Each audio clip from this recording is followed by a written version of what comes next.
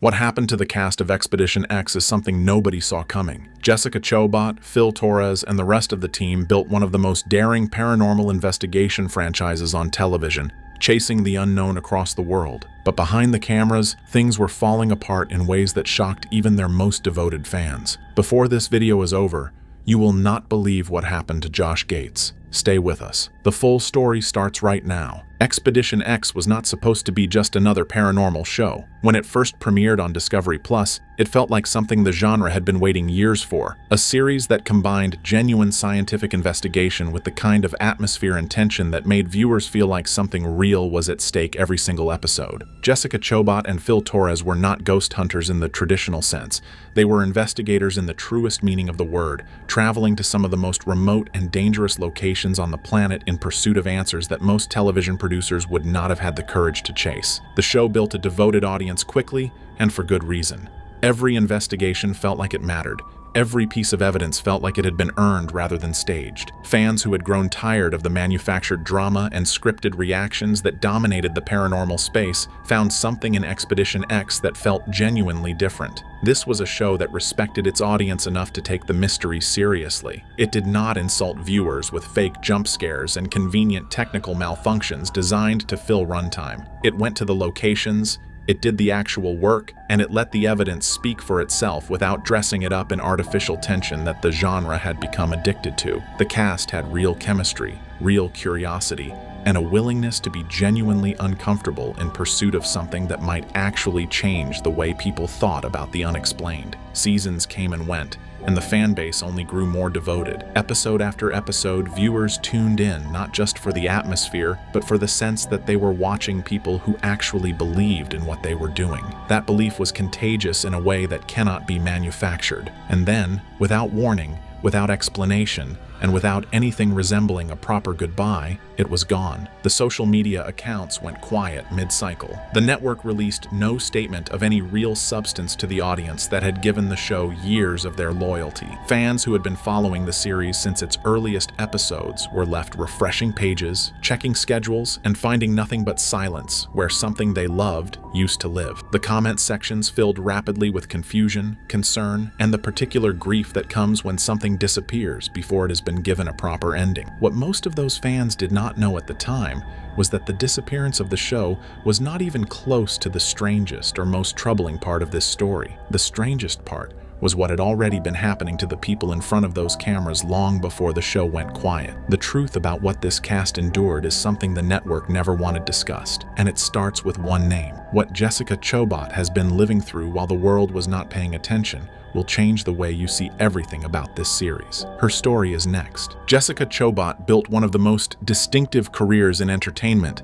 by refusing to fit neatly into any single category the industry tried to place her in. She came up through gaming media at a time when women in that space were rare and rarely taken seriously, and she built her credibility through sheer force of intelligence, presence, and an authenticity that audiences recognized and responded to immediately. By the time she landed on Expedition X, she had already proven herself across multiple platforms and multiple formats, and her presence on the show sent a signal to viewers that this was a project worth investing in. She was not there to scream in dark hallways for the camera. She was not a prop placed beside the more traditionally adventurous elements of the production to give it a particular look. She was there because she was genuinely and deeply curious about the unknown and willing to go further than most people in her position would ever consider going in pursuit of answers that might actually mean something. What the audience saw on screen was real. The curiosity was real. The discomfort was real. The commitment to getting it right was real. But what was happening off screen behind the version of Jessica Chobot that viewers saw every episode was a different story entirely, one that has never been fully told. Behind the confident and composed exterior she brought to every investigation, Chobot was navigating a set of personal and professional pressures that would have broken most people working inside the same industry. The toll of years of high-demand paranormal production, the relentless international travel, the brutal physical conditions in locations that do not accommodate human comfort, the psychological weight of repeatedly placing yourself in situations specifically engineered to destabilize your perception of reality, is something that paranormal television has almost never been willing to acknowledge publicly. For Chobot, those pressures did not exist in isolation from each other. They were compounding across multiple seasons, building quietly on top of one another into something that could not be sustained at the pace the production demanded. People who followed her closely on social media began to notice small but telling changes over time. The energy shifted. The posts came less frequently. The interviews she gave carried a different quality behind her eyes than they had in earlier years. Fans who had been paying close attention started raising questions in comment sections that nobody in any official capacity was answering. And through all of it, through every sign that something was becoming unsustainable, Chobot kept showing up, kept delivering, and kept carrying a show that depended on her presence far more heavily than most viewers ever realized or would have guessed. That level of professionalism always has a price. The version of Jessica Chobot that existed in the later seasons of Expedition X was someone operating well past any reasonable limit, in service of a production that never adequately acknowledged what it was asking of her. What her situation actually looks like in 2026 is not what anyone watching her at her peak would have seen coming. Phil Torres is next, and his story is one that unfolded in almost complete silence. That silence is what makes it so devastating. Phil Torres brought something to Expedition X that the paranormal genre had almost never been able to produce before and has not been able to replicate since. His background in entomology gave him a scientific framework that the vast majority of investigators operating in this space simply do not possess. And he used that framework not to dismiss the unknown or to deflate the atmosphere the show was built around, but to approach every investigation with a genuine rigor that made its findings feel credible in a way that was genuinely rare. When Torres said something was worth investigating, it carried real weight because the audience understood that he was not saying it for dramatic effect. When he pushed back on a piece of evidence or raised a methodological concern, it was not a scripted moment of manufactured skepticism. It was the honest output of a trained scientific mind doing exactly what it was trained to do. That combination of genuine expertise and authentic curiosity was not incidental to what Expedition X was. It was foundational. He was the reason a viewer who might otherwise have dismissed the show as entertainment could find themselves taking it seriously. The show needed what Torres brought to it more than it ever fully communicated to the audience watching at home. And then the show ended. And Phil Torres, the man who had given the paranormal genre something it had never previously possessed, found himself navigating an industry that did not quite know how to value someone like him once the specific context that had made him visible disappeared. The trajectory of his career after Expedition X is not a story of dramatic failure or public collapse. It is something quieter and in many ways more troubling than that. It is the story of a genuinely talented and credentialed person finding that the television industry's interest in what he had to offer was shallower than the years he gave to it deserved. The projects that looked like opportunities revealed themselves to be less than they appeared. The doors that should have been open on the strength of his track record turned out to be considerably harder to push through than they had any right to be. He retreated from public view in stages that his longtime followers watched with a mixture of concern and frustration. Frustration not at Torres, but at a system that consistently fails to retain the people who bring it the most actual value. His social media presence, once engaged and active, became sparse. His name stopped appearing in lineups and announcements. The conversation moved forward without him in any meaningful role. What makes this story particularly difficult to sit with is how utterly preventable it feels. This was not a person who made enemies or squandered goodwill or ran out of things to contribute. This was someone who gave a genre genuine credibility and received diminishing returns on that investment until the machine moved on without acknowledgement or accountability. In 2026, the distance between where Phil Torres' career should be and where it actually is represents one of the quieter tragedies in the entire Expedition X story. Coming up, the decisions made behind closed doors that made all of this inevitable. While Jessica Chobot and Phil Torres were delivering their best work in front of the cameras, something very different was happening in the offices where the actual decisions about Expedition X got made. The story of what went wrong with this show is not only the story of what its cast experienced personally, it is also the story of an institution, a network that did not understand what it had, did not take adequate steps to protect it, and ultimately allowed it to deteriorate under the weight of priorities that had nothing to do with the quality of the content or the loyalty of the audience that had been built around it. Expedition X existed inside a television landscape that was changing faster than anyone in a position of authority seemed capable of adapting to in real time. The streaming wars had fundamentally altered what networks needed from their original content and how they evaluated whether a show was earning its place in the schedule. The economics of serious documentary production were being compressed from every direction simultaneously. Shows that required real international travel budgets, genuine and often difficult location access,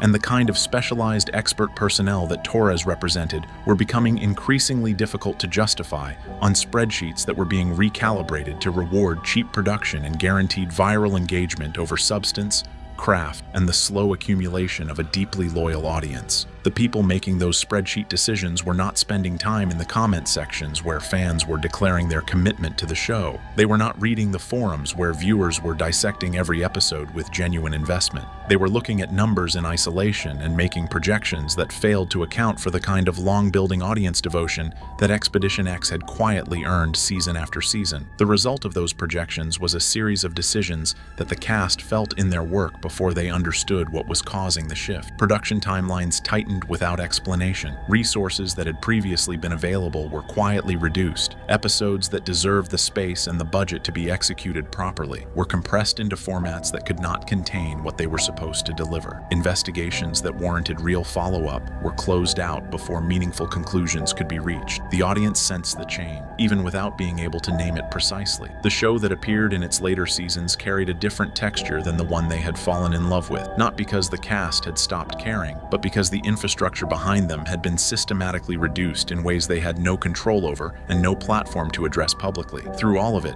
the network offered no transparency, no public acknowledgement, and no accountability to the audience that had made the show worth funding in the first place. The people who paid the price for those decisions were the ones whose faces were on camera, and for one of them, the price went well beyond professional frustration. That story is next. There is a conversation that paranormal television has never been willing to have in any sustained or honest way, and it is this one. The work is not safe, not physically, not psychologically, and not in any of the ways that matter most to the long-term well-being of the people who do it. The locations are real. The conditions in those locations are real. The sleep deprivation that comes with shooting in remote environments on tight production schedules is real. The psychological accumulation of repeatedly placing yourself in situations specifically engineered to destabilize your sense of reality and your relationship to the physical world is real, and it does not simply evaporate when the cameras stop rolling and the crew packs up and flies home. For the cast of Expedition X, that accumulation had a cost that the production never publicly acknowledged, and that the network had every institutional incentive to keep out of public conversation. Behind the polished episodes that aired, behind the investigations that made it through the editing process and onto the screen, there were human beings absorbing experiences that the majority of the people watching at home will never come close to in their lifetimes. Some of those experiences were remarkable in ways that justified every difficult moment that surrounded them, but others left marks that did not fade the way the production schedule assumed they would. Health challenges that developed during the course of the show's run were navigated privately because the culture of television production provides almost no structural space for vulnerability, especially from the people whose names are on the call sheet. Personal crises that landed directly on top of shooting schedules were managed quietly because the machine does not stop moving simply because one of the people inside it has reached or exceeded their limit. Viewers at home received a finished product that gave no indication of what it had cost to assemble. The professionalism of this cast was so thorough that the cracks were nearly impossible to see from the outside. Nearly. People who followed the cast closely, who paid attention to the signals that appear in interviews and social media and the subtle changes in the way someone carries themselves on screen when something is wrong, began putting pieces together that the network would have strongly preferred to leave scattered. What was actually happening to members of this team during some of the show's most celebrated episodes is a story that has never been told completely or publicly. It involves the kind of experience that changes a person in ways that do not resolve cleanly and do not leave the person who lived through it the same on the other side. In 2026, the effects of what this cast absorbed during production remain visible for anyone paying the right kind of attention. The show ended, the network moved on, the cameras were packed away. The experiences those cameras captured stayed with the people who lived them. And the biggest story in this entire video is still directly ahead. Josh Gates is coming. But there is one more chapter inside the show itself that reframes everything that came before it. There is one investigation in the run of Expedition X that fans return to more consistently than any other, not because it produced the most conclusive evidence,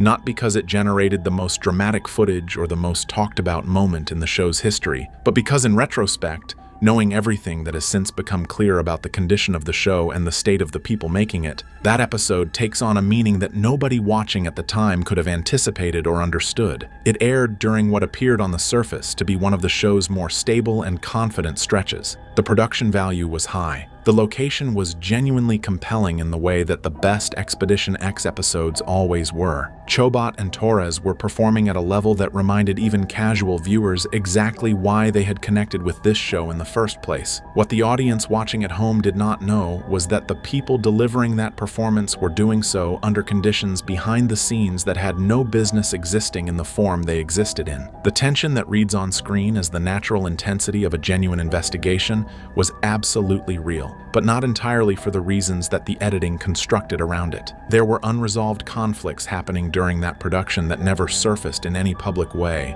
There were decisions being made several layers above the investigators on the ground that directly shaped what they were able to pursue, what evidence they were permitted to present, and what version of the investigation the audience was ultimately going to see. There was a cut of that episode, a version of that investigation that, according to people with direct knowledge of the production, told a substantially different story than the one that eventually aired. Fans who revisited that episode after the show ended started noticing details they had glossed over the first time. Moments where the energy between cast members carried a weight that the surrounding narrative could not fully account for. Exchanges that felt slightly compressed, slightly loaded, as though something was being held precisely at the surface without being allowed to break through. Those viewers were not wrong about what they were sensing. Something was being held back, not by the investigators themselves, who by all accounts wanted to show the audience everything they had found, but by a layer of production and network oversight that had its own reasons for the shape the final episode took. In 2026, that investigation still occupies a particular place in the memory of the show's most committed fans.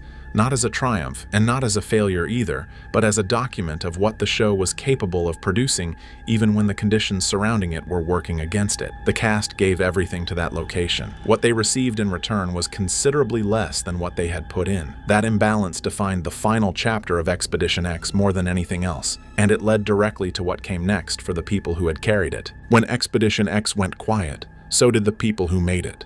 One by one, the social media accounts went dormant. Projects hinted at in interviews never materialized. Names that had been fixtures in the paranormal documentary world stopped appearing in lineups without explanation. Fans noticed every change, and they noticed it fast.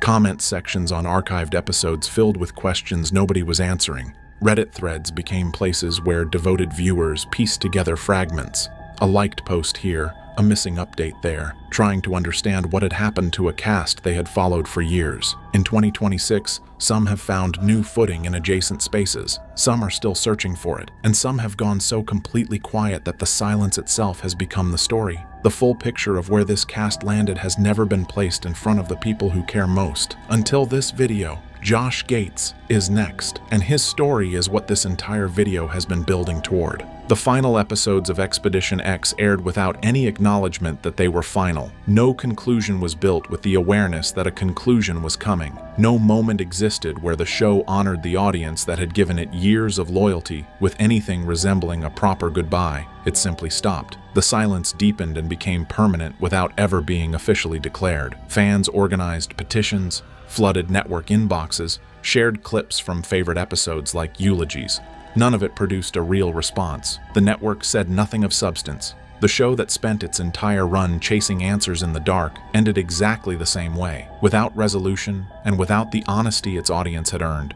In 2026, that wound is still open, and nobody has felt the weight of it more personally or for longer than the man this video has been building toward from the start. Josh Gates is next. This is the part you came here for. Josh Gates is the closest thing the world of adventure documentary television has ever produced to a genuine and enduring icon. His career spans decades and encompasses hundreds of episodes across multiple franchises, and the identity he has built around his name represents something that almost nobody else in this genre has managed to sustain. A level of audience trust so deep and so durable that it has survived format changes, network transitions, platform shifts, and the relentless churn of an industry that creates and discards its personalities with a speed that leaves most of them unrecognizable within a few years of their peak. Gates built that trust slowly and deliberately, one expedition at a time, by consistently showing up to the most remote and difficult locations on Earth and treating the audience watching from home as genuine partners in the process of discovery rather than passive consumers of packaged spectacle. The relationship he built with the people who followed his work across franchises was not manufactured. It was earned over years of showing up and delivering. And it is the reason that what has been happening in his world in 2026 carries so much more weight than a similar story about almost anyone else operating in this space would. His connection to Expedition X, as a producer, as the institutional force behind the universe the show existed within, meant that when the show began to fracture, the effects of that fracture reached him in ways that the audience never fully saw. The status of Expedition Unknown, the flagship franchise that Gates has commanded for more than a decade, has entered a period of genuine uncertainty that his most devoted viewers have found deeply unsettling to witness from the outside. The questions surrounding its future, the network relationship that has defined the central chapter of his professional life, the format he has refined over years into something singular, do not resolve cleanly or quickly in 2026. Behind those professional uncertainties are personal dimensions that Gates has addressed only in the careful language of someone who has spent years learning to control what the camera is allowed to see. Reading between what he has said publicly, the picture that assembles itself is of a man who has given more to this genre than the genre has found ways to return, who is navigating a period of profound transition with the same determination he has brought to every expedition he has ever led, and who is doing so with considerably less institutional support than his body of work should have generated. The version of Josh Gates that exists in 2026 is not diminished. He is not finished, and he is not out of things to pursue, but he is in a chapter of his own story that is harder and more uncertain than anything his audience has watched him face on screen. And unlike every expedition he has ever documented, this one does not come with a production budget or a camera crew to bear witness to what it costs. He is navigating it the way all of us eventually must, without a guaranteed outcome, without a map, and without the ability to cut away when the moment becomes difficult to hold. The cast of Expedition X deserved better than the ending they received. The audience that loved this show deserved better than the silence that replaced it. If this video gave you the story nobody else was willing to tell, subscribe. There is always more. Discovery Channel has never shied away from what Expedition X produces: remote locations, extreme conditions, evidence that pushes the boundaries of what mainstream documentary television is willing to put in front of an audience. They have broadcast all of it without hesitation across every prior season. Then one episode disappeared. Not canceled, not postponed. Disappeared, pulled before broadcast and buried for years, while the show kept running as though it never existed. It has just surfaced. Subscribe and stay until the very end. Expedition X exists in a specific and important position in the paranormal documentary landscape that separates it from everything else the genre has produced. It is not a ghost hunting show. It is not a property-based mystery series organized around a single location's anomalous history. It is a field investigation program built around the premise that the phenomena most worth investigating are the ones that mainstream science has declined to engage with seriously, not because the evidence for their reality is inadequate, but because the institutional frameworks within which mainstream science operates create powerful disincentives for the kind of sustained, open-ended field investigation that the evidence actually requires.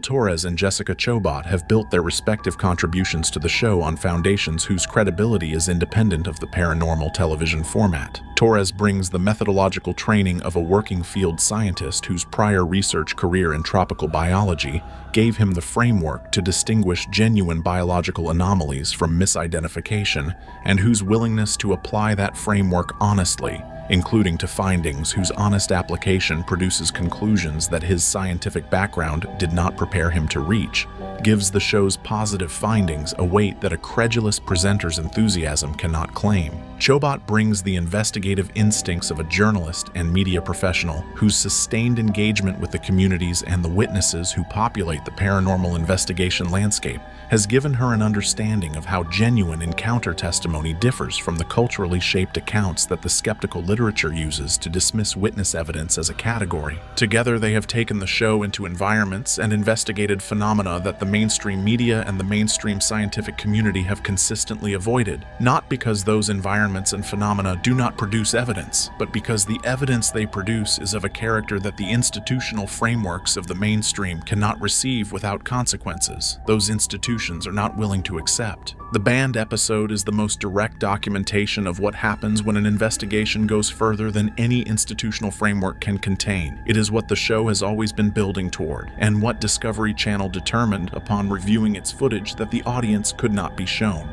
The investigation documented in the banned episode was not organized through the standard Expedition X production process of location research, witness contact development, and advanced field assessment that shapes most of the show's investigation deployments. It was organized around intelligence, a specific body of information that reached the production through a source whose institutional background placed them in a position to know things about the investigation target that the standard research process would not have uncovered, and whose conditions for sharing that information with the production communicated something specific about the sensitivity of what they were sharing. The source made contact with the production outside of normal channels. Their communication was routed through an intermediary whose relationship to the production was established enough to give the initial contact credibility, and whose own assessment of what the source was sharing was communicated in terms that the production's leadership took seriously before the source's own account was fully evaluated. What the source provided was a geographic location, a category of phenomenon associated with it, and a body of contextual information about the location's prior investigation history that the standard research process,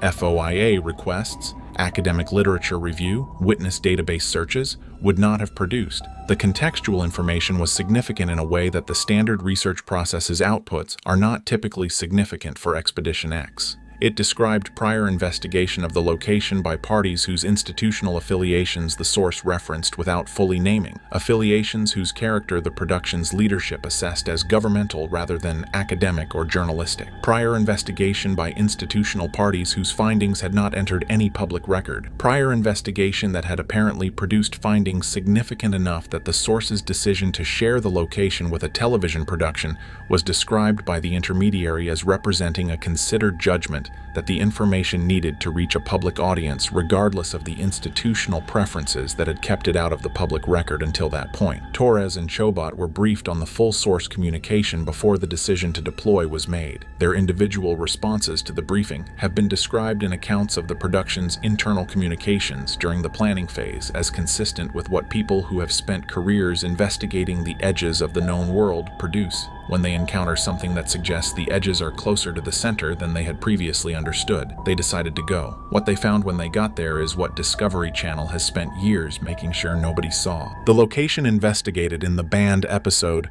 has a documented history of anomalous activity that the Expedition X research team was able to partially reconstruct from the public record before the investigation deployed. Partially because the most significant elements of the location's investigation history are not in the public record and were accessed only through the source communication that organized the investigation in the first place. What the public record portion of the research produced was consistent enough across independent sources and specific enough in its behavioral descriptions to establish the location as genuinely anomalous before the source's contextual information was added. Witness accounts from the surrounding community spanning multiple decades described phenomenon at the location with a consistency across independent observers, separated by significant spans of time that the cultural transmission explanation, one witness influencing another's account through shared cultural narrative, could not account for. The accounts were too specific, too behaviorally detailed, and too consistent across observers who had no documented connection to each other to be products of shared mythology rather than shared observation. The indigenous traditions of the communities whose ancestral territory includes the location described it in terms whose practical specificity, behavioral instructions about how to relate to the location, specific seasonal patterns of activity, particular physical features of the terrain whose anomalous character was treated as established fact rather than cultural embellishment, indicated a body of accumulated observational knowledge rather than a body of mythology. Those traditions were documented by anthropologists whose fieldwork in the region predated any of the modern encounter reports, giving the research team independent verification that the location's anomalous character was recognized before any contemporary paranormal investigation culture could have shaped the community's perception of it. What the source's contextual information added to this baseline was the specific history of institutional investigation, the prior engagement by parties whose governmental affiliations the source referenced, and the specific character of what that investigation had found, not the findings themselves, which the source declined to describe in detail, the fact of their existence, and the fact of their suppression. And one specific detail about the nature of what the institutional investigation had encountered at the location that the source communicated as the reason the production needed to be prepared for what it might find there. That detail, the one thing the source told the production to be ready for, is what the banned episode documents the team encountering, and it is what Discovery Channel's editorial review determined could not be broadcast under any framework the network possessed.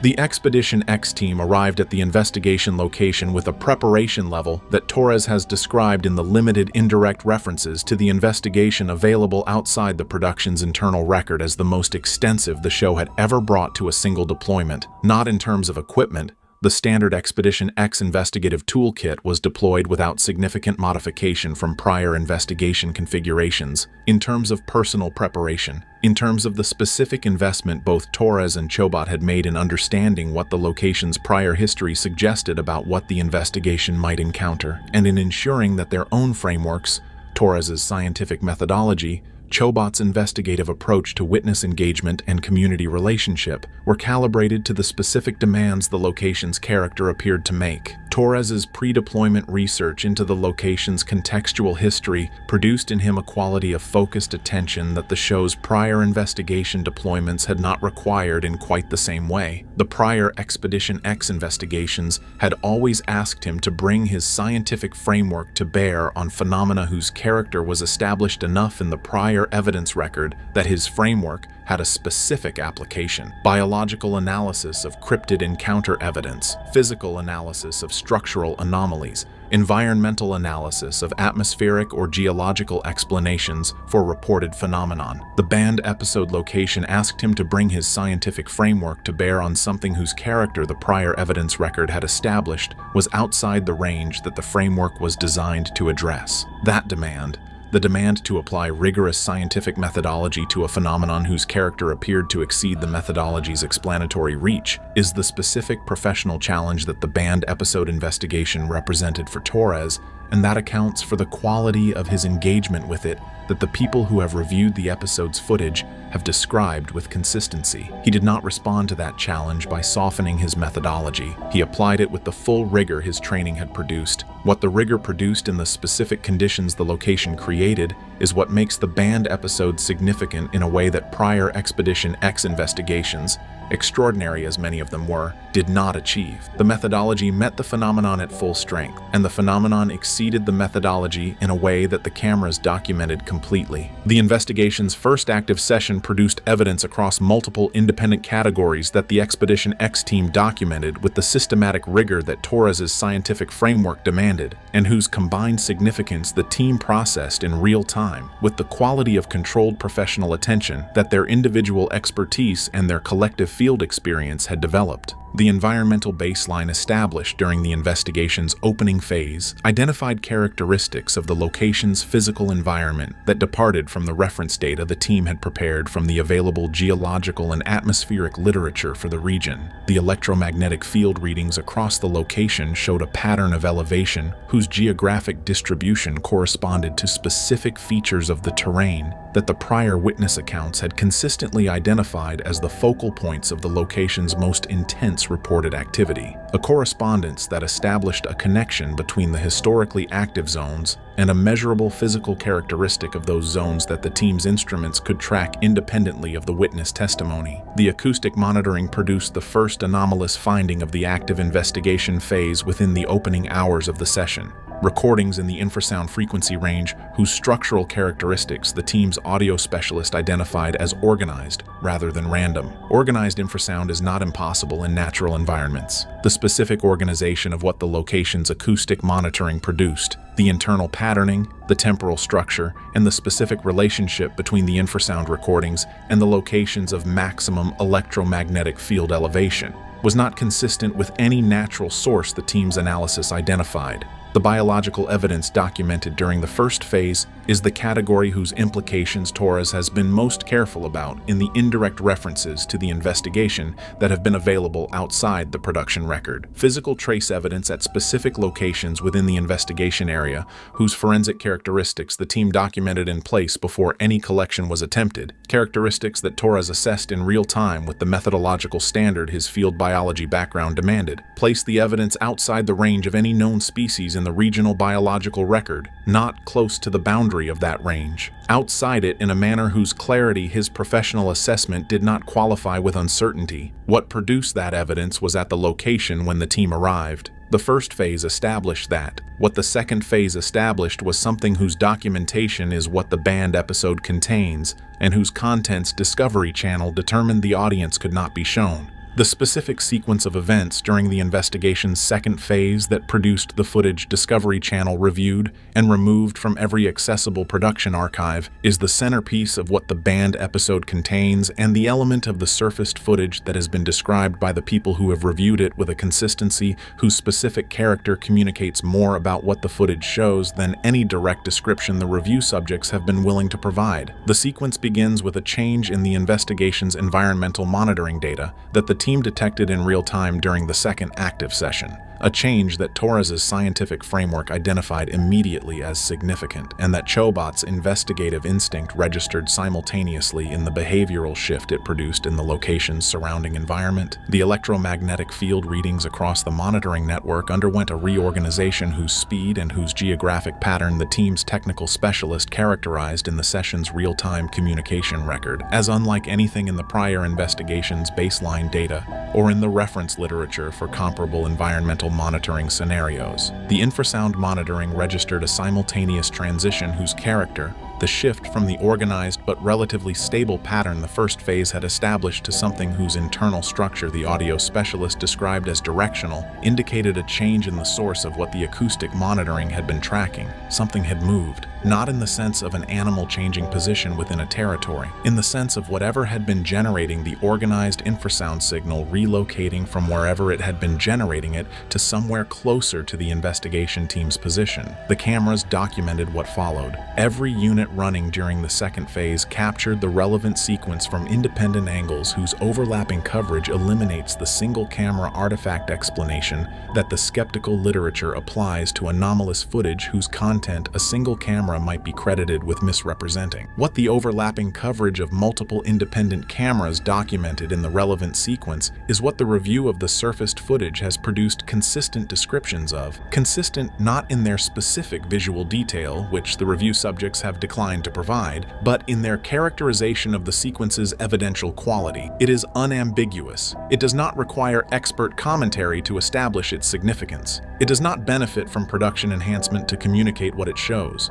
It is the kind of footage whose significance is immediately apparent to anyone watching it, and whose implications do not require analysis to access. That is why Discovery Channel buried it, and that is why its surfacing changes everything. The Expedition X banned episode footage was reviewed by Discovery Channel within the standard post-production timeline that the show's delivery schedule established for completed episode packages. What distinguished the subsequent process from every prior Expedition X episode's post-production pathway was the specific point at which the footage's escalation to the network's executive level occurred, and the specific character of the response that escalation produced. The standard Discovery Channel editorial process for Expedition X involved the network's programming team reviewing assembled episode cuts whose production had already passed through the show's internal editorial process, a review oriented toward content standards, scheduling fit, and the episodic narrative quality that the network's programming judgment assessed against its audience expectations. The The banned episode footage did not reach that standard review process. It was escalated before assembly, before the production had produced an edited episode cut from the raw investigation footage. Someone in the production's internal review chain reviewed the raw footage, reached a conclusion about its contents that the standard internal editorial process was not equipped to manage, and escalated to the network's executive level before the normal post-production workflow had advanced to the assembly stage. The network's response to the escalation was made at an organizational level whose involvement in the editorial decisions of individual Expedition X episodes had no prior precedent in the show's production history. The decision was not made by the programming executives whose standard role in the network's relationship with the show gave them authority over content and scheduling decisions. It was made above them by people whose organizational position indicated that the decision was being treated as something other than a programming content call. What the decision communicated, the instruction that came back to the production, the specific terms in which the footage's suppression was mandated, and the speed with which the instruction was delivered relative to the escalation that triggered it, is what Torres and Chobot received as the official account of why the episode would not be broadcast. Neither of them has publicly characterized the official account as adequate to what the footage contained. Their silence about the investigation in the years since the suppression decision is the most direct communication they have made about their assessment of the account's adequacy, and the surfacing of the episode, the fact that the footage survived the suppression effort and has now reached an audience, is the most direct refutation of the account's claimed finality. The Expedition X banned episode footage that has surfaced represents the complete raw investigation record from the banned episode investigation, not an edited cut assembled for broadcast, not a curated selection of the most dramatic segments, but the unedited camera output from every unit running across both active investigation phases. Its authenticity has been assessed through the digital forensics process applied to the file, production metadata consistent with the Expedition X production timeline, camera identification data matching the equipment manifest for the relevant deployment, and the absence of post-production manipulation signatures that forensic imaging analysis identifies in altered footage. What the surfaced footage establishes, in the terms that can be responsibly claimed on the basis of the footage's actual contents, rather than the dramatic characterizations that the context of its suppression might encourage, is a body of investigation documentation whose evidential quality exceeds anything in the Expedition X broadcast record across the show's prior seasons. The environmental monitoring data captured in the footage across both active investigation phases is real instrument data whose values are documented in the recording and whose significance the footage's scientific context. Torres's real-time analytical engagement with the readings as they were produced establishes within the investigation's own methodological framework. The physical evidence documentation is real forensic documentation whose methodology is visible in the footage and whose results Torres's assessment characterizes in real-time terms that reflect his professional standard rather than his enthusiasm. The acoustic recording is real audio whose frequency content is captured in the footage's audio track and whose structural characteristics the footage documents Torres and the audio specialist analyzing in real time with the specific quality of professional attention that significant findings produce in people whose careers have been built on the rigorous assessment of exactly this category of data, and the visual documentation of what the cameras captured during the second phase's relevant sequence is real footage, confirmed authentic by forensic analysis, captured by multiple independent units whose overlapping coverage eliminates artifact explanation, and documented in conditions whose clarity the prior Expedition X broadcast record has not matched in any investigation the show has previously conducted. What the footage does not establish, what the responsible characterization of its contents cannot claim on the basis of what it shows, is a conclusion about the nature of what it documents. That conclusion requires analysis that the footage enables but does not itself contain. The analysis is ongoing. The footage is now available to support it. Discovery Channel built Expedition X around the premise that the phenomena most worth investigating are the ones mainstream science has declined to engage with. Phil Torres and Jessica Chobot spent seasons proving that premise correct. The banned episode is where the premise arrived at its destination, where the investigation went further than any institutional framework could contain, and the cameras documented what was waiting there with a clarity and a completeness that the prior broadcast record has never matched. The network buried it because what it shows does not require analysis to understand. It requires a response. And a response to what the footage shows is something that Discovery Channel and every institution whose frameworks would be implicated by that response was not willing to produce. The footage has now surfaced. The forensics confirm it is real. The investigation that produced it was conducted by people whose credibility is independent of the paranormal television format and what the cameras documented during the second phase of that investigation, across multiple independent units, in conditions whose clarity the suppression effort was apparently designed to prevent from becoming permanent, is now available to everyone. The suppression was designed to keep it from. The analysis is ongoing. The footage is no longer buried. What it shows has been waiting to be seen. It has now been seen.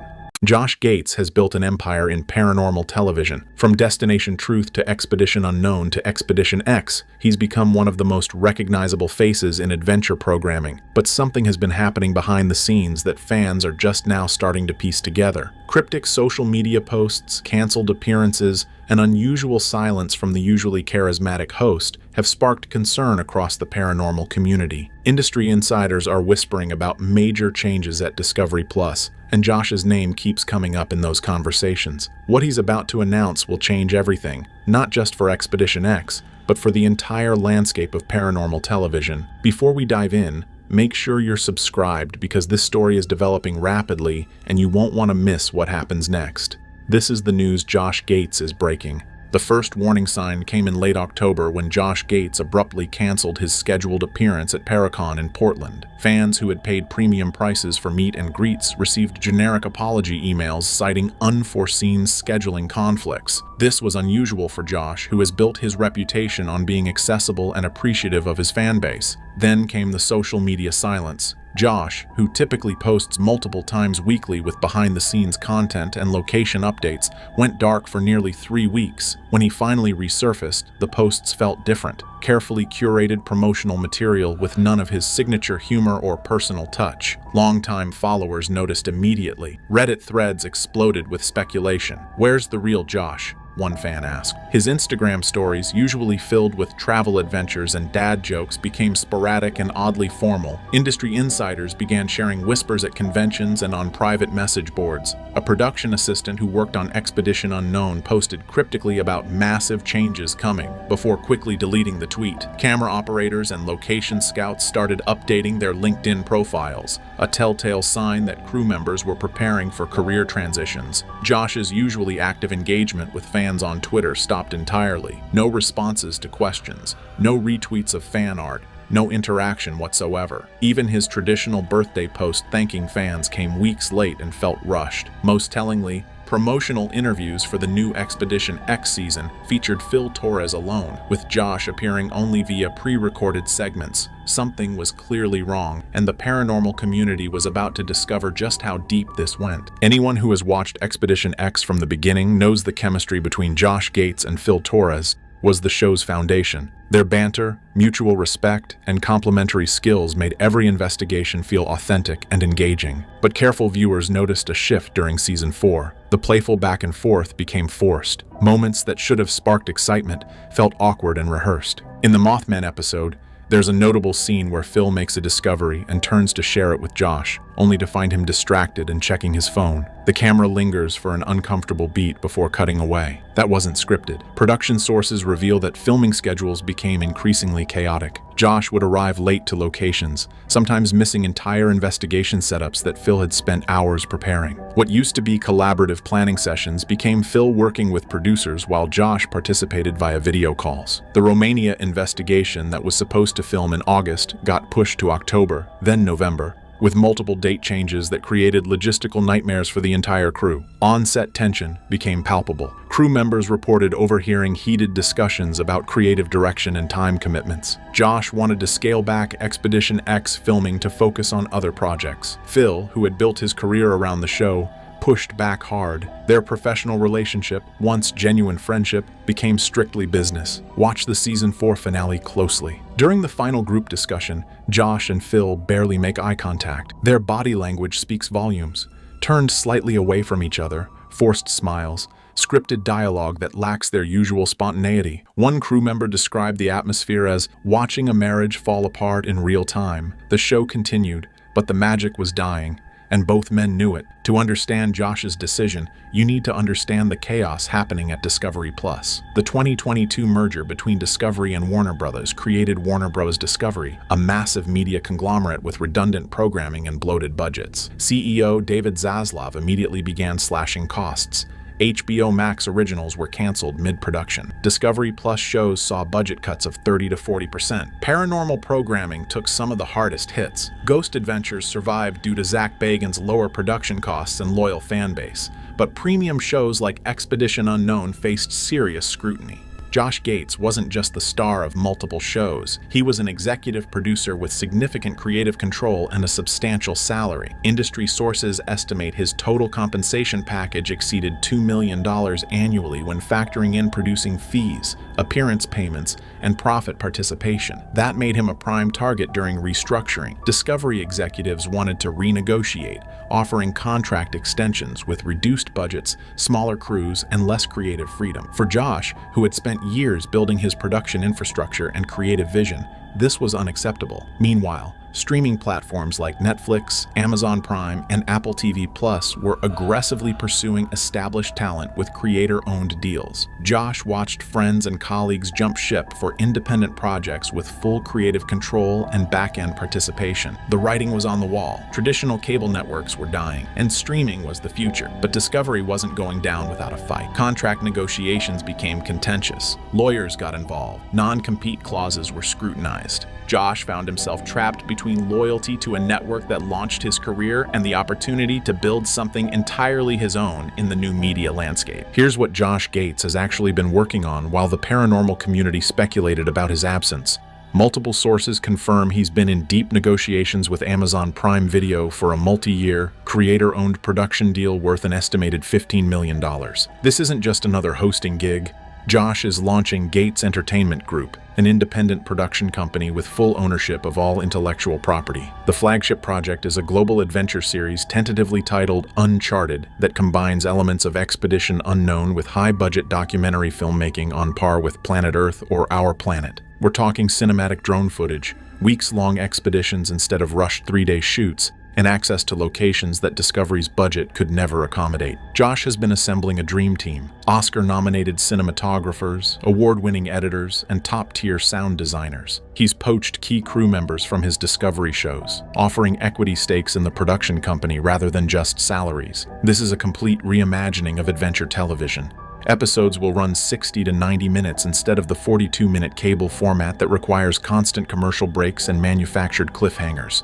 The content will be designed for binge watching, with serialized investigations spanning multiple episodes. Amazon is betting big on this because their data shows adventure and mystery content performs exceptionally well internationally. Josh's global brand recognition and multilingual capabilities make him perfect for worldwide distribution. But here's the kicker: the deal includes a paranormal investigation component separate from the main series. Josh isn't abandoning that world, he's revolutionizing it. Imagine Expedition X, but with 3-week investigations, thermal imaging technology that costs 6 figures, and consultation with actual scientists and historians instead of just psychics and local legends. No more rushed EVP sessions in the dark. This is methodical, well-researched paranormal investigation with real academic rigor. The contract also gives Josh unprecedented creative control. Amazon's hands-off approach means no network executives demanding changes, no advertiser concerns limiting content, and no censorship of controversial topics. Josh can finally investigate locations and stories that Discovery deemed too risky or expensive. The announcement is scheduled for early next year, once legal teams finalize the Discovery exit and non-compete agreements. But word has leaked, and the industry is already buzzing about what this means for adventure television's future. Expedition Unknown is Josh Gates' baby. He created the show, developed its format, and spent a decade building it into Discovery's most successful adventure series. Walking away isn't simple, and contractually it's even more complicated. Josh currently has obligations for 12 more episodes spanning 2 seasons that were greenlit before merger chaos began. Discovery is holding him to every single episode outlined in his contract. They know Expedition Unknown without Josh Gates is worthless, so they're leveraging the show to extract maximum value before he leaves. Here's the current situation. Josh will complete season 12, which is already in post-production and scheduled to air in early 2025. These episodes were filmed before his Amazon negotiations intensified, and they represent classic Expedition Unknown. Josh traveling to exotic locations, investigating historical mysteries, and delivering the enthusiastic narration fans love. But season 13 is where things get messy. Discovery wants 12 episodes. Josh is contractually obligated to deliver, but his heart isn't in it anymore. Filming has been contentious. Budget cuts mean smaller crews, shorter location shoots, and less ambitious investigations. Josh is essentially going through the motions, fulfilling legal requirements while mentally checked out and focused on his Amazon project. Production insiders describe a funeral atmosphere on set. Everyone knows these are the final episodes, and the energy reflects that reality. Discovery executives are desperately trying to develop an Expedition Unknown successor show or find a replacement host, but focus groups have been brutal. Test audiences simply don't connect with other hosts the same way. Josh Gates is Expedition Unknown. His personality, his storytelling ability, and his genuine curiosity are irreplaceable. Without him, the show is just generic travel content in an oversaturated market. There are rumors Discovery might try to continue Expedition Unknown with rotating guest hosts, similar to how Top Gear attempted to replace Jeremy Clarkson. That experiment failed spectacularly, and industry analysts predict the same outcome here. The show's loyal fan base tunes in for Josh, not the concept. Some episodes might feature Phil Torres or other Discovery personalities stepping in, but viewer retention will plummet. Josh's departure creates a massive hole in Discovery's programming lineup. Expedition Unknown consistently ranked in their top 5 shows for viewer engagement and international distribution value. Losing it weakens Discovery Plus significantly, especially when competing against Netflix and Amazon's growing adventure content libraries. For Josh, finishing these contractual obligations feels like closure on an important chapter of his career, while simultaneously being professionally exhausting as he tries to serve 2 masters, honoring old commitments while building his future. Phil Torres found out about Josh's plans the way most of us did, through industry gossip and leaked information, not from Josh directly. That tells you everything about how their relationship deteriorated. Phil built his entire television career around Expedition X. Before partnering with Josh, he was a respected wildlife biologist and science communicator with occasional TV appearances, but nothing approaching mainstream recognition. Expedition X made him a paranormal television personality with a dedicated fan base. Now that foundation is crumbling, and Phil is left scrambling to figure out his next move. Discovery initially planned to cancel Expedition X entirely once Josh's departure became inevitable. Why invest in a paranormal show without the star who brings the audience? But Phil fought back hard. He pitched a complete show reboot with himself as the solo host, bringing in rotating expert guests for each investigation. Think of it as Phil Torres Investigates, rather than the buddy dynamic that defined the original format. Discovery was skeptical but agreed to a trial season with a significantly reduced budget, 6 episodes instead of the usual 12, and Phil had to accept a lower salary and co-executive producer responsibilities without additional pay. It's a tough pill to swallow, doing more work for less money while living in Josh Gates' shadow. The retooled show faces enormous challenges. Expedition X succeeded because of Josh and Phil's chemistry and complementary skills. Josh brought charisma and storytelling experience. Phil provided scientific credibility and genuine expertise. Without Josh, Phil needs to carry episodes entirely on his personality, and early test footage suggests he struggles with that transition. He's knowledgeable and enthusiastic, but lacks Josh's natural on-camera magnetism and comedic timing that kept audiences engaged during slower investigation moments. Phil is also dealing with fan backlash. Online communities are divided between those who support Phil and blame Josh for abandoning the show, and those who see Phil as a replacement rather than a legitimate solo host. It's an impossible position that Phil never asked for but must now navigate. Behind the scenes, Phil is exploring other opportunities. He's been in talks with National Geographic about wildlife documentary projects that leverage his biology background. Travel Channel has expressed interest in a science-based paranormal show that positions Phil as a skeptical investigator who debunks fraudulent claims while remaining open to genuine unexplained phenomena. These negotiations reveal Phil's smart career strategy: diversify away from dependence on Josh Gates and Discovery. If Expedition X fails without Josh,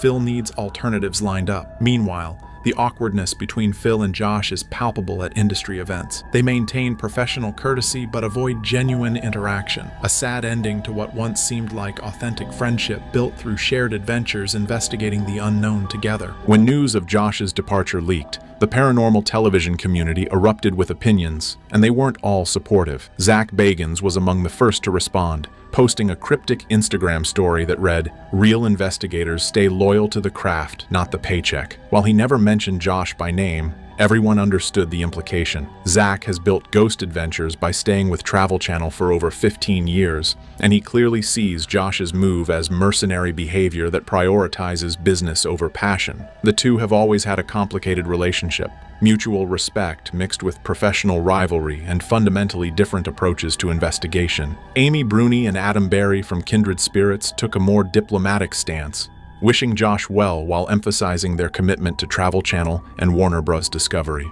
Their measured response makes sense considering they're hoping for contract renewals and can't afford to alienate network executives. But privately, sources say they're frustrated that Josh's high-profile exit might trigger budget cuts affecting their shows as Discovery tightens spending to compensate for lost flagship programming. Steve Gonsalves and Jason Hawes from Ghost Hunters offered genuine support, tweeting congratulations about Josh's new venture and praising his courage to pursue creative independence. Having left their own original show over contract disputes years ago, they understand the difficult decision Josh faced between financial security and artistic freedom. Their public endorsement carries weight because they successfully rebuilt careers after leaving sci-fi, proving that life exists beyond network television contracts. The fan reaction has been intensely divided and often brutal. Josh's social media mentions are flooded with betrayal accusations from longtime viewers who feel abandoned. "You built your career on Discovery's platform and now you're walking away?" One viral tweet demanded. Others celebrated his bold move, arguing that talented creators deserve ownership of their work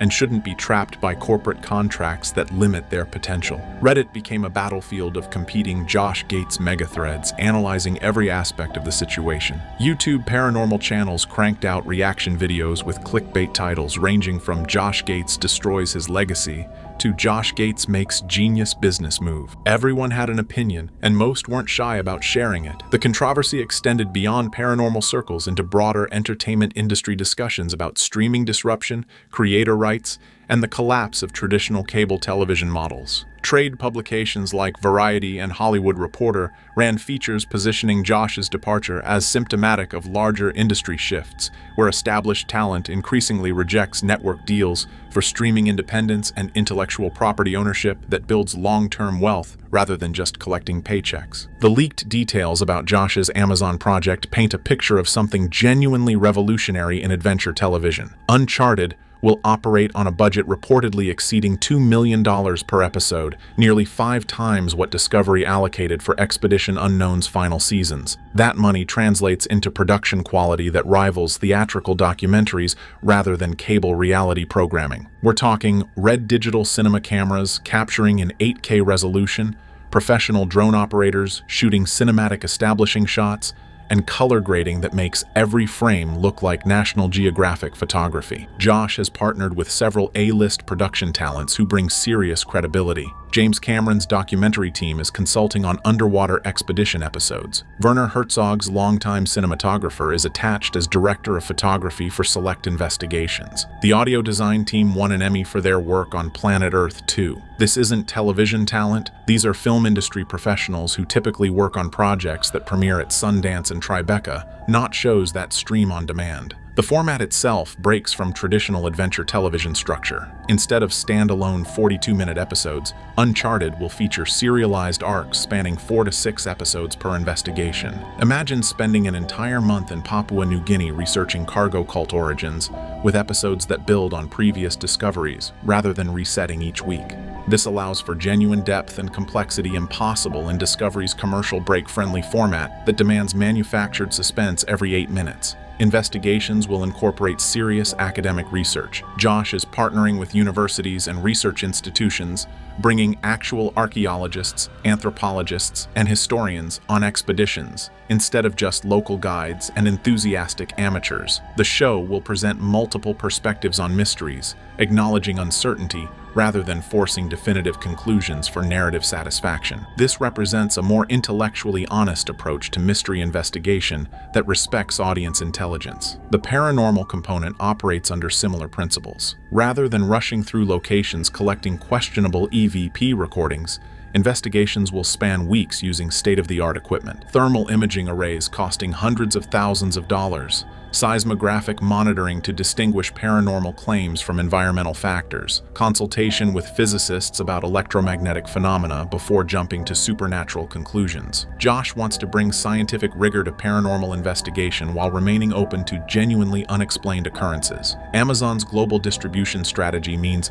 Uncharted will launch simultaneously in over 200 countries with subtitles in 40 languages. The international scope allows Josh to investigate locations previously inaccessible due to Discovery's limited international production infrastructure. Filming has already begun in Mongolia, Iceland, and Peru, with expeditions planned for Antarctica, Bhutan, and remote Pacific islands. The scale and ambition dwarf anything Josh accomplished at Discovery, representing his ultimate vision, finally realized without corporate limitations constraining creative possibilities. Josh Gates leaves Discovery having fundamentally shaped adventure television for an entire generation. Before Destination Truth premiered in 2007, paranormal investigation meant grainy footage of people whispering in the dark. Josh brought humor, skepticism, and genuine storytelling craft to the genre. Expedition Unknown elevated travel programming beyond generic tourism into legitimate historical investigation with narrative depth and educational value. His influence appears in countless shows that copied his format: enthusiastic host, exotic locations, blend of education and entertainment. He legitimized adventure television as respectable programming rather than cheap reality filler. That's an impressive legacy regardless of how his Amazon gamble plays out. But some argue he's abandoning the network that gave him opportunities when he was unknown. Discovery took risks on Destination Truth and funded his growth from enthusiastic amateur to polished professional. Others see his move as smart business. Why sacrifice career opportunities for corporate interests that slashed budgets and reduced creative freedom? The real test comes when Uncharted launches. If it succeeds, Josh becomes a visionary who correctly identified streaming's future and inspired other creators to pursue independence. His legacy transforms into that of an industry disruptor. But if Uncharted fails to find an audience or doesn't deliver on its ambitious promises, Josh will be remembered as someone who overestimated his importance and made a catastrophic mistake walking away from guaranteed success. The paranormal community has long memories, and failure would permanently damage his reputation, making any television return extremely difficult. Moments ago, breaking reports circulated that an Expedition X crew member was rushed to the hospital following a horrifying incident during an episode that was never allowed to air. According to internal sources, filming was underway at a remote research location when something unseen triggered a severe medical emergency, forcing production to halt instantly. Josh Gates and the team reportedly watched it unfold in real time, but no footage was ever broadcast. Tonight, we're uncovering what really happened during the uncut expedition that nearly ended the show for good. Subscribe so you don't miss anything. Production records show the episode was set to investigate a location kept confidential even within expedition planning notes, referred to only as Zone 9. This place had been originally rejected by network standard protocols due to past incidents involving severe equipment loss and unexplained sensor shutdowns. But on this particular trip, producers believed they had new protective monitoring systems in place, and everything seemed safe. Josh Gates approved the segment after receiving clearance from an outside consultant, someone reportedly experienced in crisis management for high-risk field operation. That consultant later refused to comment when contacted. The mission objective was simple: detect environmental anomalies during a nocturnal atmospheric shift. Jessica Chobot and Phil Torres were scheduled to begin initial setup, while the rest of the team handled power routing to location beacons. The raw script described this as a standard recon before thermal mapping, but from the very moment the team arrived, nothing felt standard. According to the audio notes recovered from a secondary recorder, Jessica can be heard whispering that the air felt heavier than normal, comparing it to walking into a room right after someone had been screaming. At exactly 22:14 local time, long before filming officially began, two drone feeds suffered what appeared to be forced directional failure. Neither crashed, but both turned 180 degrees toward the tree line on their own. Crew attempted a manual override and received the same invalid input error twice. Production assumed it was a signal bounce and pushed forward, unaware a pressure drop had already begun across the site. The ground temperature fell in 6-degree steps at precisely 2-minute interval, as if following something artificial rather than natural. Despite this, Phil motivated the team onward, telling them sudden environmental changes often meant they were close to something big.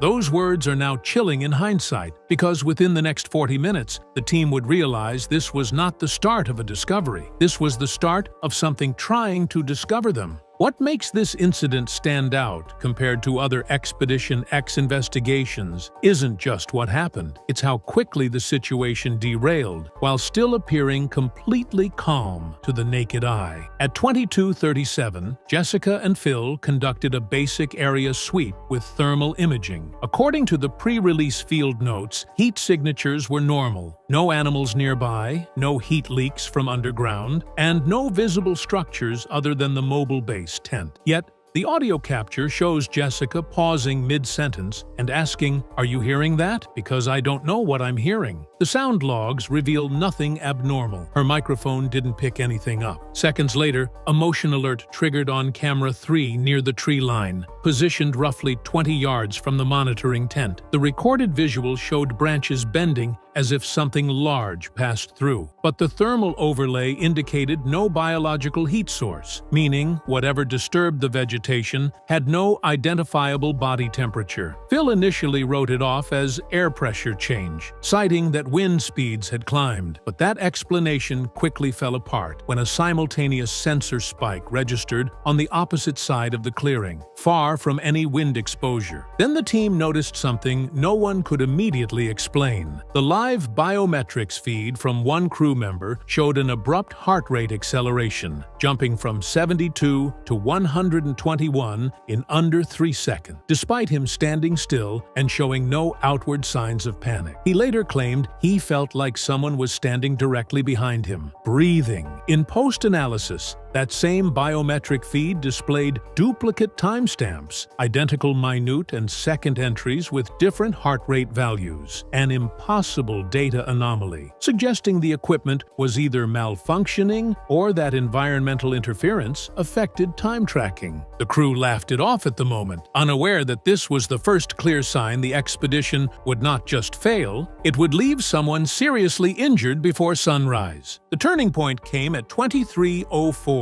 Not with something seen or heard, but with something felt. The monitoring tent suddenly experienced a pressure shift strong enough to visibly flex the fabric walls inward. Recorded on the exterior cameras, but notably not detected on any barometric sensor, Phil, frustrated and convinced it was structural instability, radioed the rest of the team to regroup and begin recalibrating their instruments. That's when the EM tracker began pulsing erratically, cycling between peak readings and total power loss every 4 seconds. The fluctuation was so extreme that wires began vibrating across the floor, as if responding to a rhythmic force. Crew member Daniel, responsible for stabilization checks, knelt to disconnect the power feed. Witnesses stated he recoiled instantly, gasping that the cable was burning cold. Forensics later confirmed the temperature reading was -12 degrees Fahrenheit, even though the rest of the tent remained at 61 degrees. Seconds after that contact, Camera 3, the same unit that had previously predicted motion without heat, completely detached from its fixed mount and dropped to the ground. The metal ring holding it in place snapped clean, not bent or stripped. A playback review later showed that just before the fall, a frame appeared where the camera's lens reflection caught a shape, tall and narrow, with no clearly defined movement. One technician, during review, muted the audio halfway through the recording, claiming he could faintly hear something breathing inside the feed. Then came the crew member collapse. Daniel, who had handled the frozen cable, staggered back, clutched his chest and dropped to one knee. His heart rate surged past 160. The transmission log noted his last coherent statement before blacking out. "It's like it knows I'm here." For the first time in Expedition X history, the crew called for an emergency extraction signal, something reserved for catastrophic site failure. They thought that would be the end of it, but it was only the beginning. The emergency extraction alert activated at 23:09, triggering a protocol usually reserved for physical injury or environmental hazard. A secondary crew positioned half a mile west moved in for recovery. By then, Daniel's vitals were crashing. He was pale, cold to the touch, and murmuring incoherently. His oxygen saturation dropped to 68%, critical failure level. Phil ordered all equipment abandoned except the primary data drives and instructed everyone to regroup at Vehicle Point Delta. But the path to the extraction zone was not clear. As they moved across uneven forest terrain, the air began to carry a faint metallic hum, the same fluctuating EM pattern recorded earlier, but now audible without instruments. Crew member Marissa reported a sensation of static running along her spine, followed by tingling in her fingertips. Phil began calling out distances over radio, trying to maintain formation, but half of his words cut off mid-transmission, replaced by a crackling tone that sounded disturbingly rhythmic, almost like slow inhaling. Then the radio battery packs began to fail, one by one, even though they were at full charge when the team departed. Tablet screens glitched, GPS repositioning them in places they were not physically located. It was as if their equipment believed they were still standing near the hotspot. Panic crept in. The forest around them remained physically unchanged, yet the path seemed to subtly misalign every time they looked back. At one point, the camera operator swore the trees had shifted position, like the landscape itself was trying to gently push them back toward the original site. Footsteps began to appear in the damp soil beside their route, fresh prints, 11 inches long, human-like but narrow, emerging parallel to theirs without anyone present. They were too deep to belong to any crew member. One technician attempted to snap a photo, but the image capture froze at 99% compression and then erased itself. Phil halted the group just 30 yards from Vehicle Point Delta as a sudden realization overtook them. They were no longer walking alone. Something unseen had aligned itself behind them, pacing their movements with impossible precision. And Daniel, still barely conscious, whispered one final phrase before collapsing into complete unresponsiveness. "It followed us." By 23:26, the crew finally reached Vehicle Point Delta, two rugged expedition trucks reinforced specifically for emergency retreats. Daniel was placed carefully across the back seat, while EMT protocol crew began a stabilized transport setup. He remained unresponsive, clinging to life with labored breaths and uncontrolled tremors. Everyone expected that once inside the protective shielding of the vehicles, the phenomenon would cease. Instead, for the first time that night, they realized the problem had changed shape. The moment the trucks powered on, a pulsing distortion appeared across the center screen of the vehicle's dash monitor. It wasn't part of their surveillance system. It was an internal system glitch. The distortion flickered into what looked like fragments of earlier camera footage. Frames from their abandoned camp appeared, overlaid with topographic grid lines that did not match any terrain they had crossed. It wasn't recorded. It was being generated in real time. Marissa quickly disconnected the external drives, fearing live contamination, but the pulse continued through vehicle software. Even the secondary ignition computer stalled for 3 seconds, displaying a single corrupted file name, docrep-v2 retry. The file didn't exist in storage logs. It was coming from memory systems that never touched field hardware. One by one, their digital panels began relaying unprompted data, audio clips of their own voices captured during previous expeditions, yet subtly wrong. In one clip, Phil's voice asked if the subject was stable, a phrase he never spoke. In another, Daniel's voice whispered, "It already knows what we think." He had never said that out loud. Further disturbance came when emergency telemetry in Truck 2 began rapidly replaying crew biometrics with latency. as if reading signals from several minutes in the future. Daniel's vitals displayed a pulse rate sharply decreasing before EMT sensors detected it. This preemptive reading proved horrifyingly accurate 7 minutes later. Phil made the call. No more electronics. The trucks went into manual override. All data drives were isolated inside Faraday bags. But as they sped toward base camp, quieter but no less alarming anomalies continued. The radio chirped spontaneously, not with static, but with breathing, slow, deliberate, patterned. Only then did Marissa mutter what no one wanted to admit. It's not stuck in the hot spot. It's traveling with us. Daniel arrived at St. Francis Regional at 1:14 under priority intake. Listed as a neurological trauma patient, the ER team expected hypothermia or exposure to environmental toxins. What they encountered instead forced them to initiate a report deemed abnormal sensory distress, cause undetermined. The first red flag appeared during preliminary vitals. Daniel's pulse, previously irregular, stabilized to a calm rhythm, only to spike erratically whenever someone came within 3 feet of his bed. Nearly every nurse and technician experienced momentary disorientation when approaching. One reported a ringing pressure in the head, like being underwater. A respiratory specialist briefly forgot which hand held the oxygen mask. Medical imaging escalated confusion. The CT scan showed no brain trauma, no signs of viral or parasitic invasion, yet the system flagged an anomaly in the temporal lobe, pixels that registered motion despite the image being static. Technicians recalibrated the machine 3 times. The anomaly remained. Neurologist Dr. Ramirez noted the reading resembled not internal damage, but interference, like something external was trying to interact at the point of cognitive recognition. His statement was never officially added to the report. At 1:47, while preparing for MRI evaluation, Daniel regained partial awareness. He did not open his eyes, but his voice emerged abruptly, fragmented. Not in here, walls, listening. The words sounded strained, almost defensive. A nurse asked what he meant, but Daniel suddenly convulsed. For roughly 8 seconds, the heart monitor displayed no numerical readout, only static lines, while every overhead light dimmed simultaneously throughout the trauma wing. No emergency generator activated, and yet power returned, without any electrical record marking an interruption. Security footage from the hallway outside Daniel's room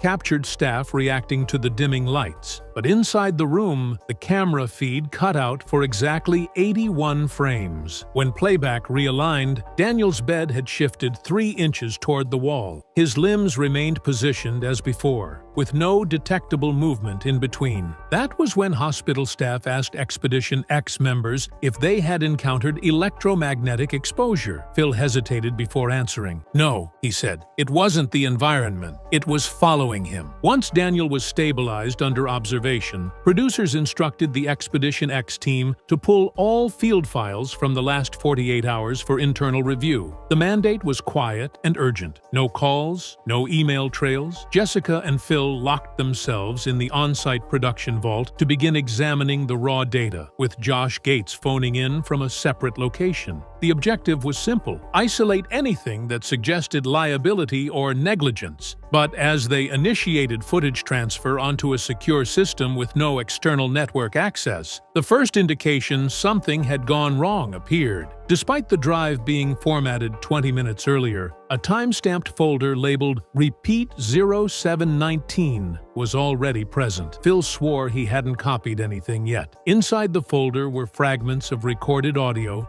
and short video loops, some no longer than 5 seconds, showing the exact moment Daniel first stepped into the ravine. In the clips, the environment appeared normal, except for faint distortions at the edges of the screen, like the atmosphere was compressing inward. Each loop ended with the same distorted whisper overlaying the background static. Do not come back alone. They deleted the folder. Within seconds, it reappeared. Jessica wiped the drive entirely, disconnected power, and rebooted the workstation. Not only did the folder remain, it had multiplied, now displayed in alphabetical sequence, each titled Repeat, followed by different time markers not associated with the expedition. Some timestamps didn't align with any recorded material. Others referenced future times. dates and hours yet to occur. They ran diagnostics. No malware, no file corruption. The files existed without logical creation sources. When they played one of the future timestamp clips, the video displayed their production room at night, filmed from inside. A chair sat in the corner, empty. In the reflection of the cabinet glass, however, a blurred humanoid figure stood behind the chair, unmoving. The date stamp indicated 2 nights from now. Josh, still on the line, went silent for 6 seconds before saying, "Pull the tapes, lock the vault. Don't watch anything else until someone higher up decides what we do." That instruction came too late, because the next time Jessica touched the monitor, the screen flickered and showed a frame she did not remember recording. Daniel's hospital room. The same whisper. It followed him. By the following morning, the atmosphere on site had completely shifted. Jessica arrived at base camp visibly shaken, clutching a printed copy of one of the future timestamp scenes. According to field logs, she didn't sleep. Phil had already contacted internal safety advisors, filing a detailed incident report that described Daniel's collapse as neurological trauma, possibly induced by environmental interference. The team pushed to suspend all filming immediately and return equipment to headquarters for full technical analysis. They argued that if the anomaly somehow affected physiological harm, the crew could be in imminent danger. That request lasted less than 15 minutes. The network's executive liaison joined the call and dismissed the stop-work proposal. According to Jessica's later interview, the exec stated directly that the footage could represent the highest engagement point in the show's history, and hinted that they were already drafting a teaser for upcoming episodes. The fact that the physical injury occurred mid-expedition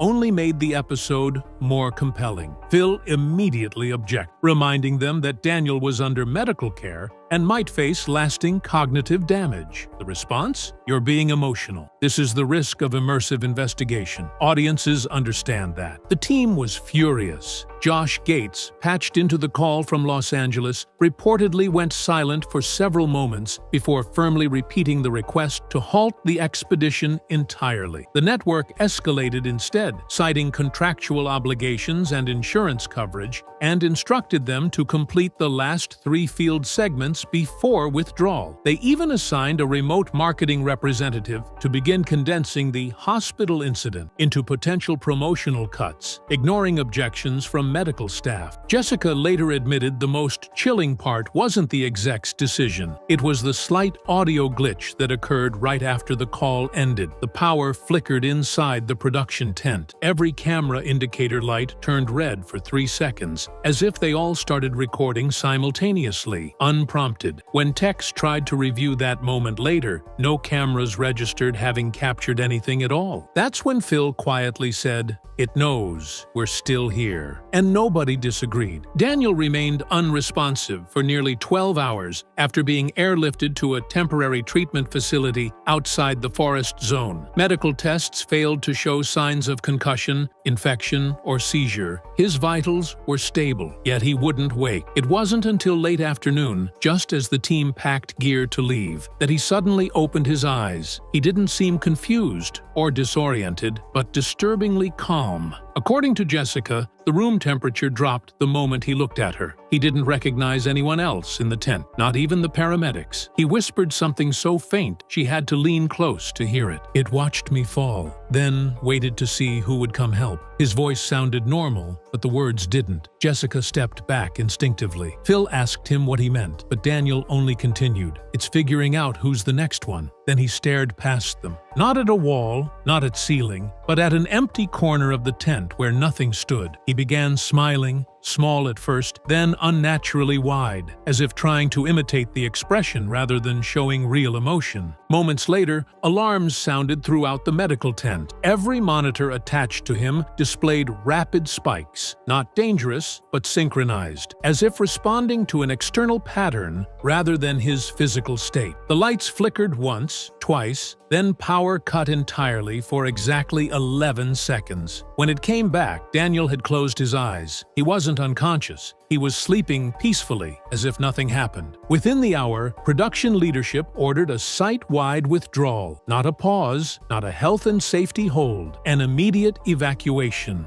all footage related to the event was flagged maximum level containment, never to air. Internal reports concluded that unidentified environmental influence was responsible. The final note added by the network compliance officer was only 3 words long: footage not usable. But those who were there still insist it wasn't because the footage was corrupted. It was because it was too clear. Jessica Chobot was one of the driving forces behind Expedition X, bringing energy, mystery, and fearless investigation into the unknown. Fans believed she would be part of the team forever, but without warning, she stepped away. No big announcement, no explanation, only silence. Now, disturbing details are emerging from people close to production. What really happened behind the scenes? Tonight, we uncover the truth about Jessica's departure and the shocking reason the show may have crossed a line no one was prepared for. Before her exit became the subject of speculation and quiet industry conversations, Jessica Chobot was the pulse of Expedition X. She wasn't there just to narrate events or fill screen time. She shaped the identity of the show. Viewers trusted her because she brought something few investigators could: real curiosity and a calm willingness to walk into places that others refused. From day one, her role went beyond hosting. She acted as the voice of reason while still pushing forward into high-risk encounters, grounding each investigation with science-backed questions. While Phil Torres broke down data and patterns, Jessica humanized the search for answers, asking what ordinary people feared but never dared to speak publicly. Her background made her stand out. Before Expedition X, she spent years in investigative entertainment and story development, exploring the blurred line between fact and speculation. Her on-screen composure earned her respect from crew members who described her as the investigator who stayed last when everyone else packed up. Multiple production notes reveal that during Season 1, she was the only cast member to review 100% of post-investigation recordings personally. Even the uncut footage the network never aired. She often stayed in the command trailer long after others wrapped, replaying audio anomalies and unexplained radio bursts, frame by frame. According to one assistant producer, Jessica asked the kind of questions that could derail a narrative if answered truthfully, questions that made executives nervous. And that became part of the problem. Her dedication to uncovering whatever was actually happening, outside what could be marketed or packaged, made her indispensable, but also increasingly at odds with the show's evolving tone. As the series gained popularity, pressure increased to amplify the spectacle. Jessica remained committed to reality. She wanted truth, even if the truth didn't fit the script. Her value came from authenticity. Ironically, that authenticity may be what ultimately led her straight toward the breaking point. As Expedition X advanced in popularity, production began shifting. Episodes needed heightened stakes, faster pacing, and more dramatic moments to compete with other paranormal and expedition-style shows. What started as a truth-forward investigative series gradually leaned toward entertainment, something viewers never saw coming. According to confidential post-production notes and off-record crew accounts, Jessica Chobot began quietly resisting these changes. She believed Expedition X was losing what made it unique, its grounding in real investigation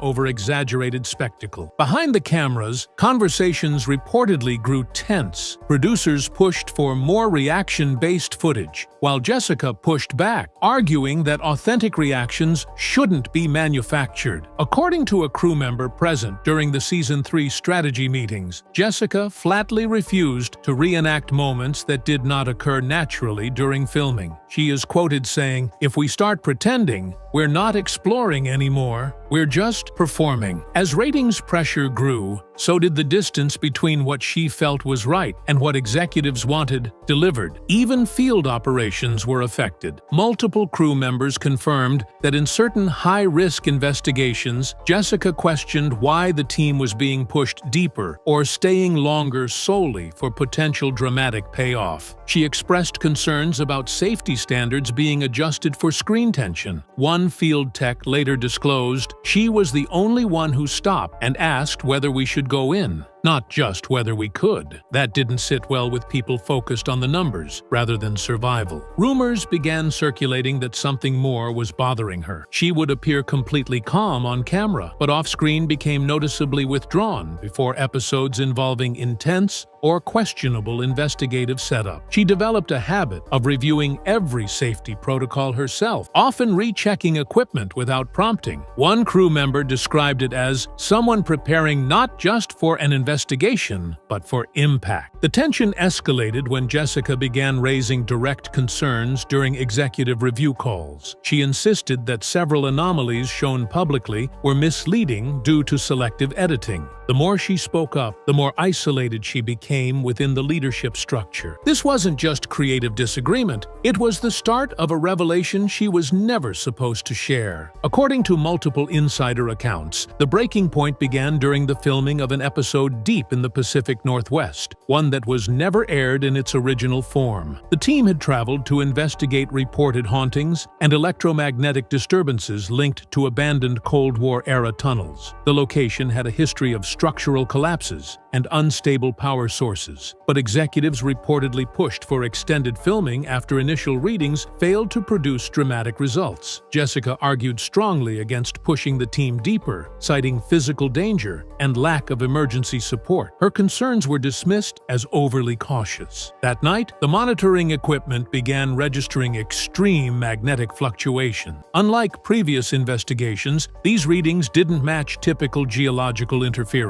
Crew members reported sudden interference on radios, unexplained nausea, and what one technician described as the sensation of pressure all around us, like being underwater without drowning. Footage from the thermal camera, according to sources familiar with the uncut files, captured a moving distortion that could not be matched to any environmental source. Jessica insisted the team pull out and review the data before continuing. Production reportedly pushed to keep rolling. Moments later, a lighting rig collapsed. While no one sustained severe injury, 2 crew members were treated for dizziness and minor trauma. Chobot was said to be the first to respond, helping stabilize equipment and calling for immediate extraction. Official production logs labeled the incident as weather-related malfunction, but crew on-site claimed the air was perfectly still. It wasn't just the physical incident that shifted her perspective. It was what she saw in the unedited footage later that night. Sources say she stayed alone reviewing the thermal imaging, noticing something moving in sync with the equipment failure. She reportedly wrote in a field journal entry, "If this is real, we should not be here. If it's not, someone wants us to believe it is." Either possibility was disturbing. The next morning, she confronted production staff about altering the narrative of what happened. She argued that the episode should either be scrapped or presented exactly as it occurred, including crew risk. Executives refused. That was the moment, according to insiders, that Jessica made her decision. She wasn't just questioning safety anymore. She was questioning whether the truth was being deliberately compromised. And from that moment forward, the clock began ticking on her departure from Expedition X. After the tunnel incident, Jessica Chobot pushed for a full internal review of both the safety protocols and the narrative structure of the show. She insisted that the thermal footage, the strange physiological symptoms experienced by the crew, and the raw audio anomalies all be preserved as is. But when rough cuts for the episode began to circulate, she discovered that pivotal moments had been strategically removed. The unexplained fluctuation in equipment readings was trimmed to appear inconclusive. Crew reactions to the pressure event were shortened and repackaged as brief equipment malfunction. Entire audio segments, where Jessica openly expressed concern about an immediate evacuation, were cut completely. According to one post-production specialist who remained anonymous, Jessica showed up at the editing room unannounced, requesting to review cut logs. What she saw left her stunned. In the metadata, timestamps indicated that footage had been flagged for removal even before the final team debrief. Internal notations reportedly labeled these clips as overly alarming, non-usable, and potentially damaging to series tone. Some of the distortions caught on thermal were said to be set aside for secondary analysis, but never resurfaced. "It was as if the truth was archived," said the specialist quietly. "Not erased, just buried." When she brought the issue up in the following production meeting, her concerns were dismissed as unnecessary escalation. Executives allegedly argued that showing the incident in full could make the network look irresponsible or foster fear among viewers. Jessica's counterpoint struck a nerve. If what we're investigating is real, downplaying it is a lie. If it's not real, and we act like it is, that's worse. Her words reportedly caused a long silence across the conference line. From that moment on, she was not just seen as cautious, but as a risk. Several crew members later confirmed that future scripts began subtly reducing her airtime during analytical segments. She was instructed to focus more on narration, while Phil Torres handled data-driven clarification. This restructuring was interpreted by some as an attempt to control how much of her skepticism made it onto camera. Word began spreading internally. Jessica was becoming too factual, too serious, and not in line with evolving direction. Behind closed doors, it was called a style shift, but according to those closest to her, she recognized it as something far more worrying. An effort to soften reality. She didn't leave because she stopped believing in the investigation. She left because the show stopped believing in the truth. In the months that followed the tunnel incident, the divide between Jessica Chobot and upper production widened beyond creative differences. According to internal messages referenced by a crew member, she repeatedly pushed for more transparency regarding field risks and for documentation to reflect the reality of what crews endured during extreme investigations. She warned that failure to report situations accurately could result in serious injury, or worse. Those concerns were quietly acknowledged but ultimately minimized for being overcautious and disruptive to episode pacing. Then something changed. Her concerns stopped being about filming and started focusing on people. While reviewing upcoming expedition plans for a season finale episode supposedly centered around airborne luminescent phenomena in an uninhabited region of the Arctic Circle, she noticed serious safety compromises. The location was listed as mostly stable, yet the latest geological assessments noted deep fracturing beneath the ice shelf, unstable satellite communication zones, and high electromagnetic interference readings. Jessica flagged the excursion as a red-level risk. The response from leadership shocked her. One executive replied that heightened risk equals heightened viewership. That answer deeply disturbed her. She began privately confiding in close colleagues that the push for more dangerous footage had crossed a line. One crew medic later disclosed that during a routine equipment inspection, Jessica approached him and asked, "How long do we have to flatten a rescue if something happens out there?" Not in theory, in real time. "How many minutes?" When he answered, "Under optimal conditions, maybe 20. She reportedly responded with a single sentence, "The danger is not theoretical anymore." Weeks later, anonymous crew members claim Jessica started receiving brief, subtle administrative notes questioning her commitment to the show's vision. At first, simple reminders. Later, veiled phrasing about professional alignment and consistency with series objectives. To outsiders, it sounded harmless. To those familiar with production language, it was a warning. Then, it escalated. Ahead of a mid-season promotional shoot, Jessica was instructed to downplay prior concerns on camera and avoid addressing safety or authenticity-related issues in interviews. She pushed back, calmly but firmly. She wanted to talk about the importance of respecting both the history of paranormal inquiry and the people behind it. Reportedly, she was told that those themes were not currently a performance priority. That was when it became clear. Not only were her warnings being ignored, they were being actively suppressed. And once her advocacy for crew safety began interfering with planned expeditions, the internal stance shifted from disagreement to containment. For Jessica, that was no longer a creative difference. That was a line drawn in the sand. It didn't happen in a dramatic confrontation. There was no screaming, no ultimatums. The moment Jessica Chobot truly decided she couldn't stay on Expedition X came during a routine prep briefing at the Los Angeles production office. The team was reviewing logistics for the next major shoot, a multi-week investigation in a remote mountainous region where locals claimed unexplained ground tremors were linked to an abandoned abandoned Cold War communications facility. Jessica had already flagged concerns about seismic instability in the area, citing a recent geological survey that warned of potential structural collapse inside the facility. She also pushed for additional personnel, a second medic, a thermal imaging technician, and another safety coordinator. The production reply came back with a single line: "Budget won't support additional redundancy. Team must operate lean."